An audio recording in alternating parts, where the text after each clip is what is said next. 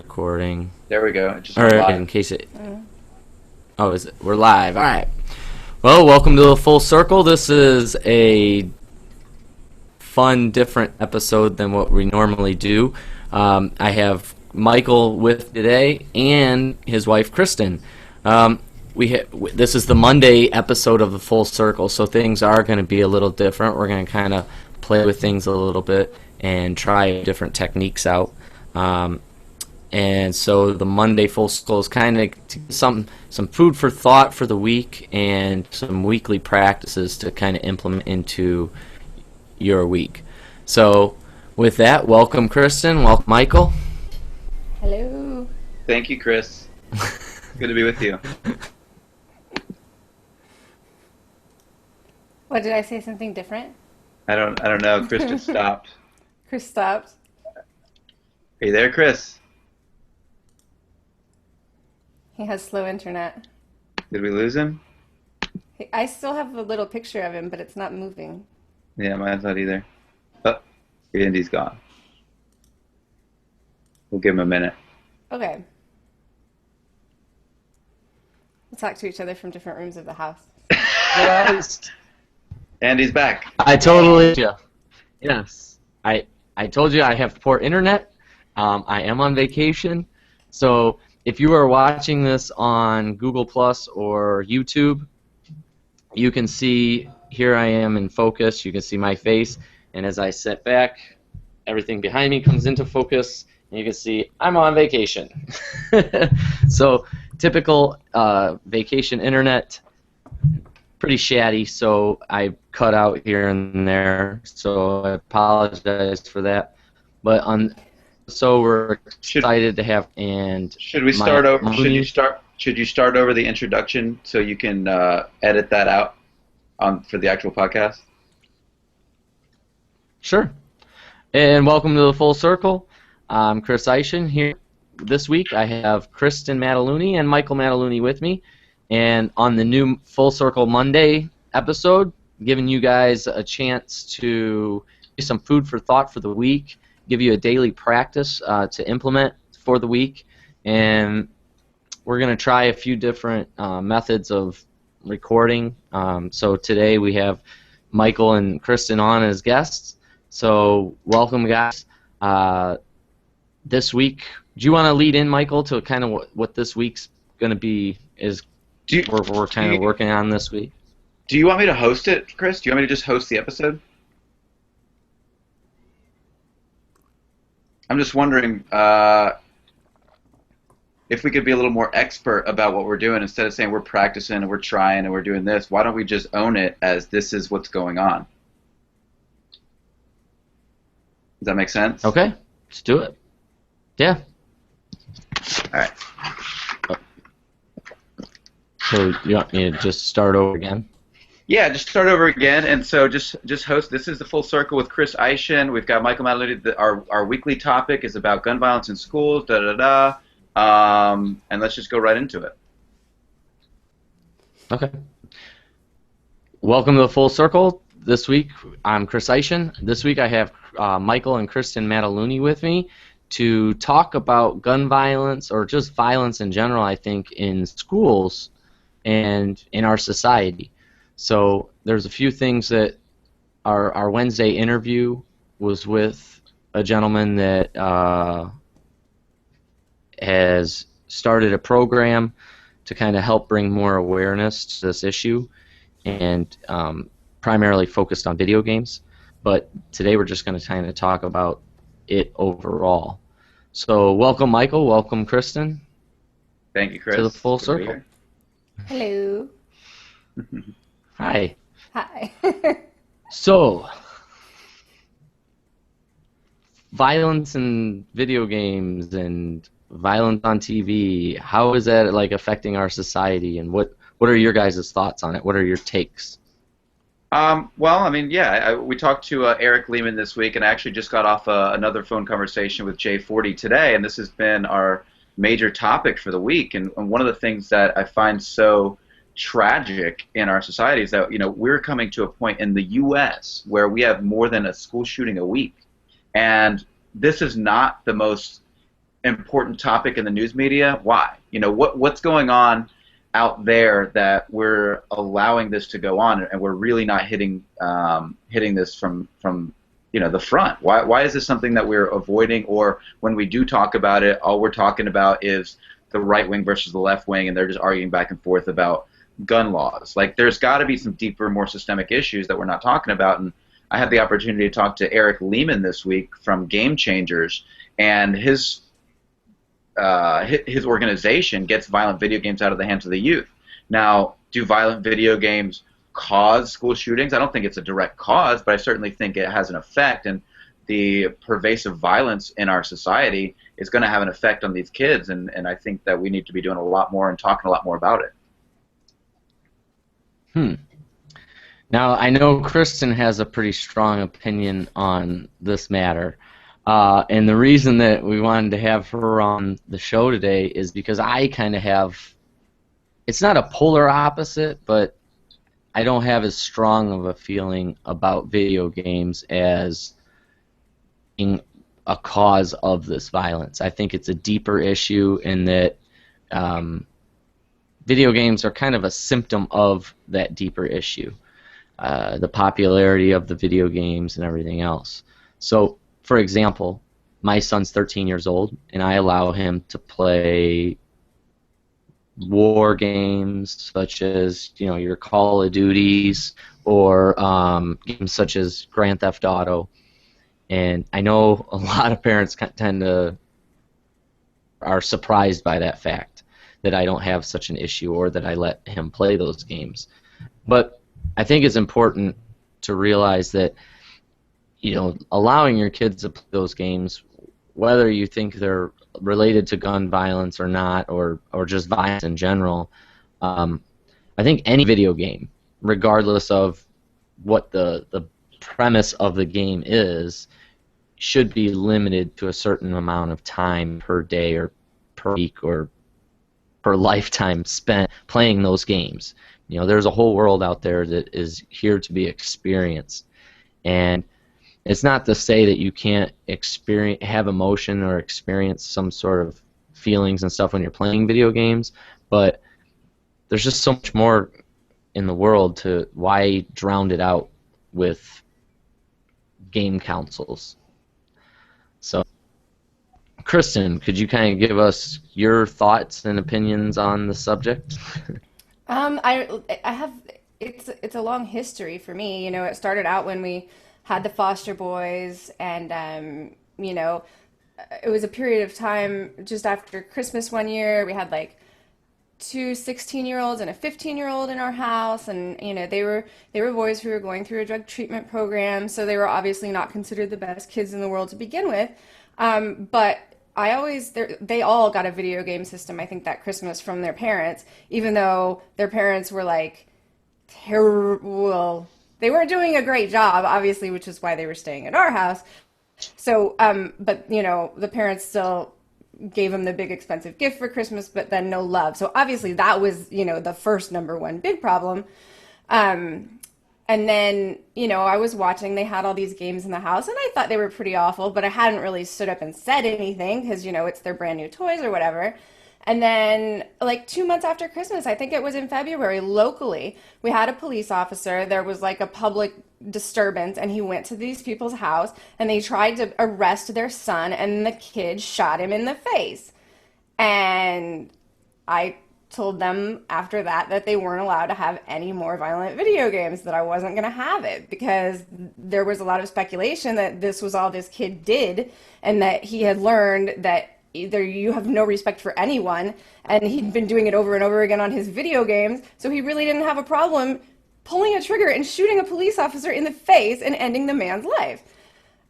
And yeah, so I mean, it was because traumatic. In a video game, because of the video in a game? video game, there's no consequences. Yeah, absolutely. And in And the so video in real game, the life, he's guy not. who dies doesn't have children and a family and people that care about them. Right, there's no consequences. It's a matter of desensitization. So I grew up playing violent video games. I grew up playing Mortal Kombat. I grew up playing Street Fighter 2. I loved these games. These games were an outlet for me because I needed something to take my mind off of whatever it was that I was going through.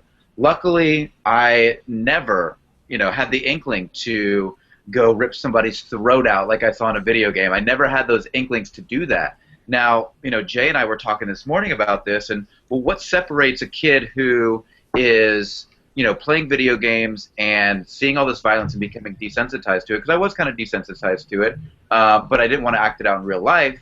But what separates the kids who don't and the kids who do? And I think it has to really do with that home life. Like, I always, as crazy as my childhood was, I always had unconditional love. Like, I always knew no matter what I did, my parents were going to love me. I always knew that I was going to have that. I wasn't like, there was some emotional stuff that was very painful and could be considered borderline abuse or abuse. But, I always had that sense of love, had that sense of safety in my home. I always knew that I was going to be safe. And maybe that's the difference. Maybe it's these kids who play these violent video games who are desensitized, who have no consequence to the video game, and then all of a sudden, they're not getting any kind of sort of love or understanding or appreciation from anybody in their family, and so now they're numb, right? So maybe it's these two things or multiple things that you add together, and that's what creates these kids who go to school have no appreciation for human life whatsoever. Like, that's what boggles my mind. They don't care. If they kill that kid and that kid's whole family loses that kid, they don't give a shit. That's the problem. So where is that coming from? Is it partly video games? Probably has something to do with it. Is it all video games? Absolutely not. How could it be? How could your son or me growing up, who had no inkling to go kill somebody from playing violent video games, and then there's another kid who does?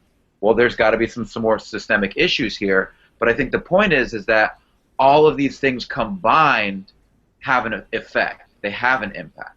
Well, absolutely. And I think that, like, the exposure to the video games, just as one thing, they can expose a child to so many things. I mean, when we're talking about the Grand Theft Auto thing and the, like, as far as I understand, making yourself more powerful by screwing prostitutes in the backseat of the car. I mean, that is really exposing children, and it's something that their parents aren't talking to them about. It's like when my son had seen something on Lego Star Wars one day, and he was playing with his Legos, and he said the word torture. That was like a red flag for me. I was like, you don't use that word in my house. Because of his age at that period of time, I'm like, do you even understand what you're talking about? Do you know what that means? Do you understand what a horrific, horrific word you just used?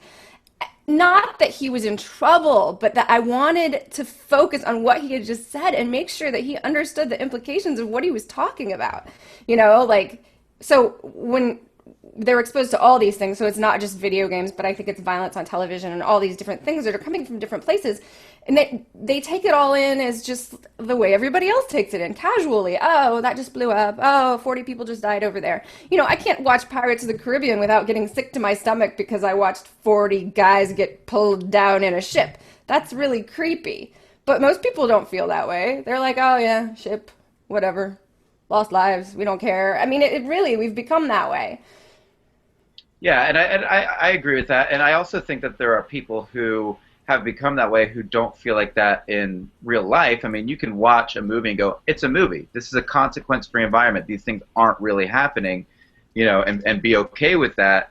But I think what we've failed to realize is the effect it has on our consciousness and how we see the world. And even if we don't think it does, maybe it does more than we think. And it's the same reason that you pay $30 million for 30 seconds on for a TV space at the Super Bowl. It's because if we think that these things don't have an effect and make us behave in certain ways, I think we're kidding ourselves. And we lost Chris. I agree. No, I'm back. I can hear him. Is he there? Yeah. Maybe not. Maybe not. No, but it was like I was reading the other day. I mean, I think part of it is like a disconnect for kids because they don't understand how violent our society is from its very roots. I mean, we are a deeply, deeply violent society. We came in here, took away our entire country from the people who were here before, and did it by horrific means. And we never addressed that with our children. Our children don't even know how horrifically we stole our country from the people who were here before us. We hide it. It's a secret. So that makes them nervous to begin with. Well, and I think, and I often look at these things from a spiritual level too, and a kind of an energetic karmic level. And it's like, if our society has, we came in here, we stole the land, we slaughtered the natives, and we took it over, and then our violence has continued over time, it's almost as if we're experiencing now that those things that have been kind of swept under the carpet for so long, we're experiencing the process of retribution. And I think it's incredibly interesting how we're experiencing it. And I'm not going to say that because we slaughtered the Indians, now kids are going to shoot up schools. What I'm saying specifically is that over time, we become desensitized to these things, because this is exactly how we took the land that we're living on today. Well, And there's if we a don't, theory of inherited guilt. It was talked about a lot, after Nazi Germany, and then what happened to the Germans, and not as a result, but some of the people said they felt so guilty that they felt that they were suffering in a karmic way. I'm not going to put that in the words of all people, but from some of the accounts that I've read. So it would be surprising if it could carry on through so many generations, but it's possible to imagine that we do feel a huge amount of guilt for what we've done, that quite frankly our leaders have tried to hide for us for generations and generations. that's a great point. I'm want to chime in, but every time I have so far, I get cut off. I We end can up hear you losing now. signal. Yeah, but last time I was like, "Oh, this is a good point. I want to add on," and I go to say something, and it's like, "Boop, goodbye." We can hear you now. So, yeah, well, I agree that there are video games and movies, and the overall perspective of society is definitely going to have an impact on the way that we see things, the way that we think, and everything else. But when it comes to just video games or movies, I think those are just symptoms of what we are experiencing in our society. When we have a nation that is going around the world and forcing people to live a certain way, or invading other countries, we're the only country that has forces so thickly spread throughout the world. You don't have that with other countries. So we have literally become police of the world. And I think that has a greater impact on our society over the fact of video games and movies. I think video games and movies are created because of the way that our society lives, not that our society is the way it is because of video games or movies. No, of I course. don't think, I personally don't, but I don't believe that these school shootings and that the violence that we're seeing in society is a result of video games or a result of movies. That desensitization has been happening when you turn on the television and you watch news. I think I stopped watching the news because everything that I'm bombarded with when I turn it on is negativity, negativity, and more negativity. It has been a focus on all of the things that are wrong with society and wrong with this world. And as Mike Dooley and loves to say, thoughts become things. And the more we think about, the more that we focus on all of these negative issues, the more they're going to tend to manifest in our society. So, Chris, and they're manifesting in. Right. So, I mean, to your point, to that very nature, thoughts become things. So if a kid, this powerful creator whose thoughts can become things, is sitting here inundated by violent video games, how does that not become a thing? Right, when it makes them feel powerful in a place where they're kind of powerless, so they feel really good when they shoot people. I mean, that's sort of... and that's where I think it's important. What? Well, that's where I think it's important to limit the time that you spend, having exposure to those things. Limit the amount of the type of violent movies that your kids are seeing. Limit the time frame in which your kids spend playing video games, regardless of what type of video game. Well, my son's been playing Grand Theft Auto for, he's 13 now. In all honesty, he's been playing it for probably 5 years. So at 8 years old, he's playing Grand Theft Auto. But at 8 years old, he had no clue how to do a lot of the things that you can do in those video games. Like, you know, did he know that you could pick up weapons and run around and shoot things with it? Well, yeah, but mostly what did he like to do? He liked to get in the car and just drive, and that's how he started. And as he got, you know, has grown older and older, he's learned how to do more and more. But at the same time, you don't see him thinking that he can go out into society and do those things because he knows one's a video game and one's reality.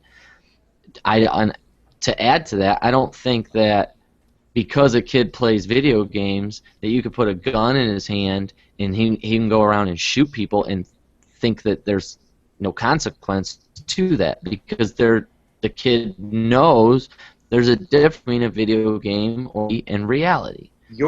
Same to your point, Michael.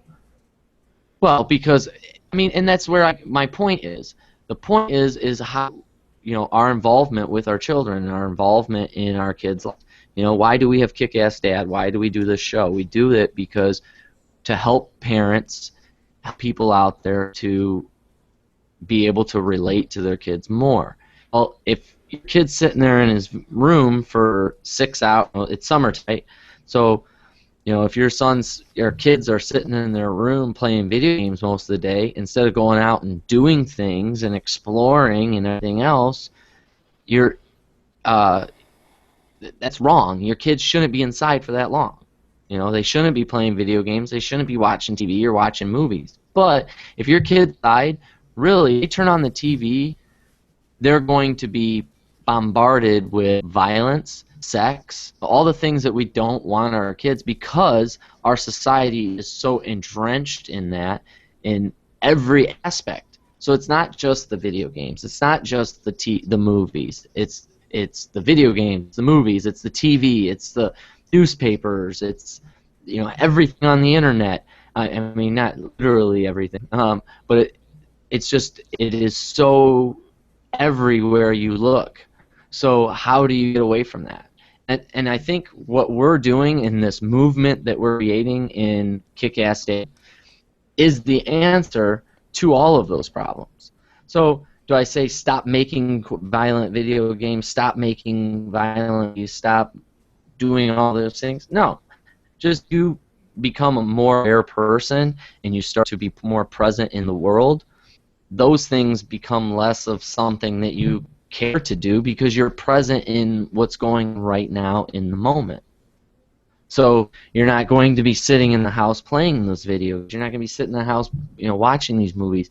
The reason I feel, you know, this is 100% my opinion, but the reason I feel that Columbine and all of these things happened is because these kids don't have influence in their lives. Their parents are not involved in their lives. They don't have a positive role model, positive person in their lives to guide them. And they're lost and they're confused and things like that. So to say that the video games or the movies really have anything to do with it those are just symptoms of the problem. The problem is the lack of involvement in our society. And, you know, to my point, when you send your kids outside to go play, if you look back 30 years ago, I talked to my mom the other day, and she's saying, you know... Did we lose him? I think we did. Well, there's a good point, but Chris's mom was probably at home 30 years ago when he was a kid, and if we're talking about our kids during the summer right now, there is a vast majority of them that are sitting home and mom and dad are both at work, and there's no parent there to say you need to go outside and play. And right. And no parent to say not to play that violent video game. And I agree with Chris when he says these are systemic issues. Like, these are symptoms of a greater cause. But that doesn't mean that we don't address symptoms. Like, we have to go to the root cause, but I think we can deconstruct our way back to the root cause by identifying the symptoms. Without knowing what the symptoms are, you really can't get to the root cause. So, you know, limiting use of violent video games, limiting use of violence on television, and, you know, I disagree a little bit about what he said about sex, but what I do know is that the sex that's being portrayed on television is not the kind of understanding of sex that I want my kids to have. Right. There's a much better way to look at sex than I see in most sitcoms and most television shows and the movies and all that. So, his point holds weight there. and I agree with him. I think that the idea is we've got to get back to these root issues. But a lot of this is systemic issues where we have in our society where parents will word properly. But did you just come back, Chris? Oh, you guys are there. Yeah, we're here. I'm back. So we were just saying that we agree with the idea that these are systemic issues. We agree that violent video games are a symptom of a deeper problem.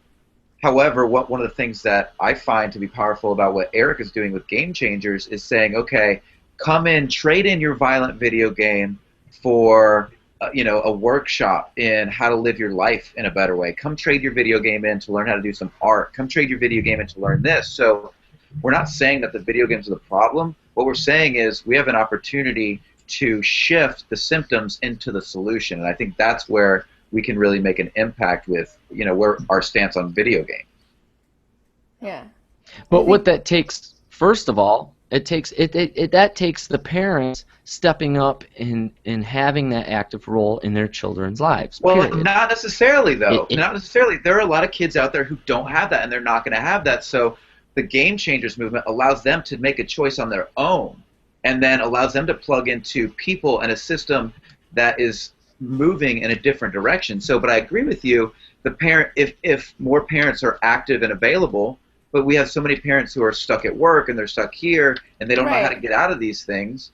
And that's what we were saying. You were talking about when you were a kid. Well, there are so many kids at home right now in the middle of the summer. They're old enough to stay at home by themselves because their parents have to work, and that situation's probably not going to change anytime soon.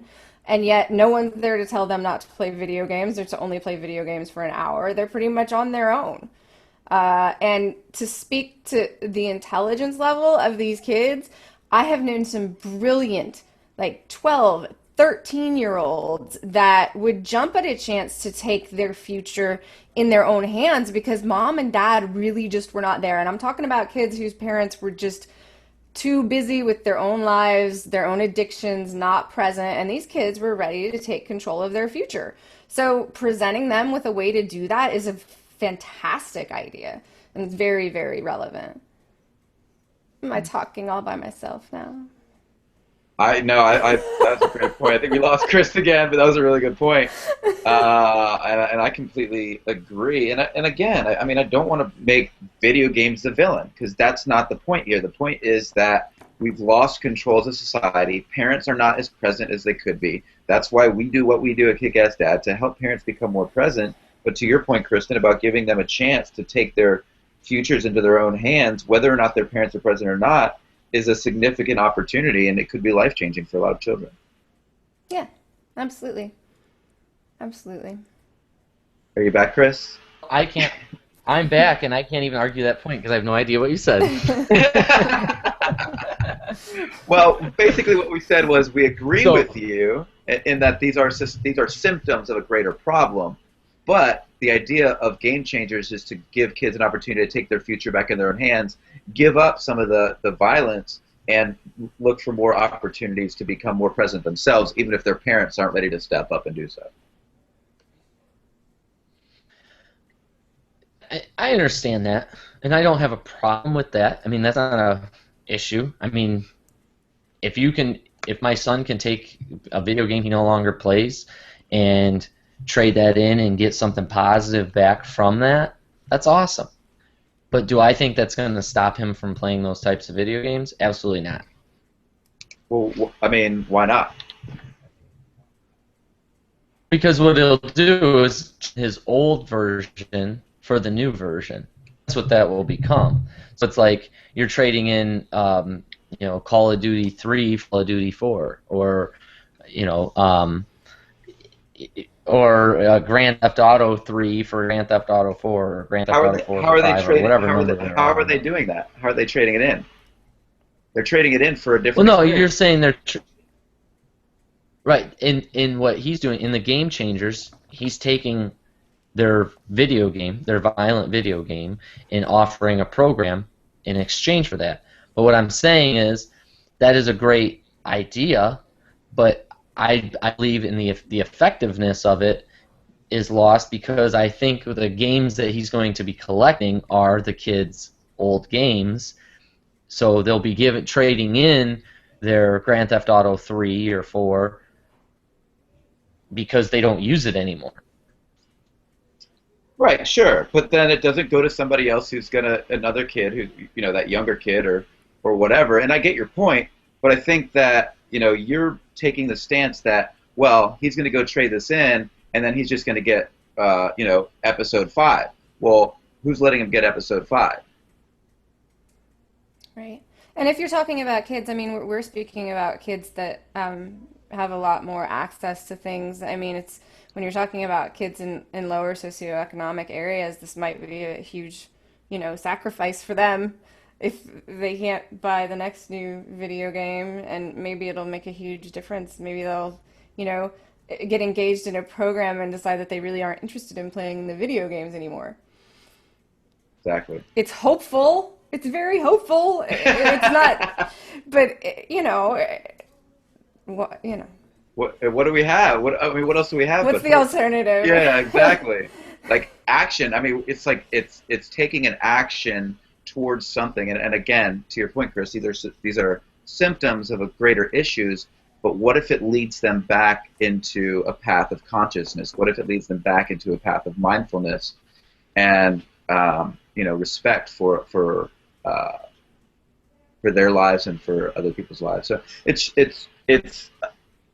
a cool idea, and I think it's got merit. And so I look forward to working with Eric to see how we can bring this to people who it can really benefit. Did we lose Chris again? Maybe. So, Kristin, can you tell us where we can find you? Can you tell us where we can find me? Yes. Kristin's new podcast is called Your Daily Rant with Silly Mommy Looney. You can check her out on iTunes. Just search Your Daily Rant. You can find us there. Thank you so much for Kristin for joining us today. I'm now assuming the host role of the show since we lost Chris. You can obviously find Chris and I here at kickassdad.org. You can also find us at kickassdad1 at gmail.com.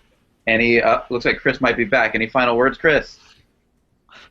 I guess let's just wrap it up. All right. Thank you, everybody. That is the chance. Right. And thanks for joining me for the few minutes that I was able to stay on. Yes, it was fun. Chris had some technical difficulties today, but we did get some great ideas out there. And again, this is not about who has the right idea. It's about who has an idea that's willing to take action and move forward towards peace. This is not about blaming anybody, blaming video games, blaming this, that, or the other. It is about how do we create a better society for ourselves, for our children. How do we start a movement towards peace and understanding and get away from some of the things that our society tends to want to create. So thank you guys for joining us today. Thank you, Chris, for having us. And we'll catch everybody on the flip. All right, thanks. We'll see you guys.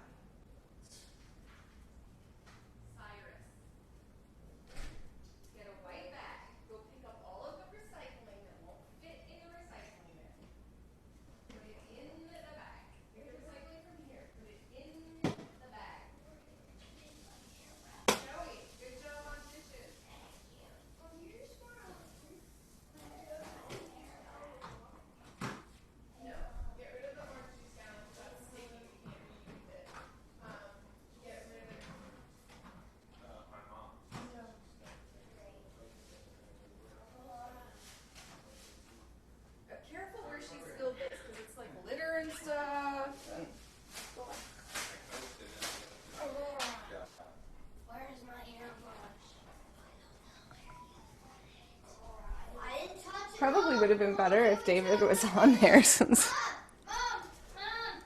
What? What is it? I thought that you did a really good job. Thank you. I think we should start doing that more often. Okay, yeah, I've never done it before, so I didn't like really know where to look and stuff. It was weird for me, But it's only gonna be audio, really. I mean, it will be on the YouTube channel, but don't really worry about the video as much about the audio. But yeah, you were great. Thank you.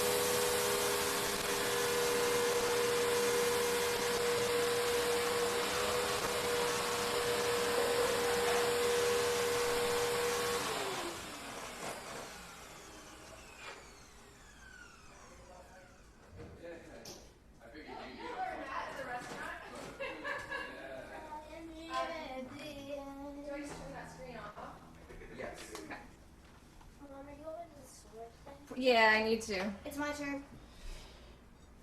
It's your turn.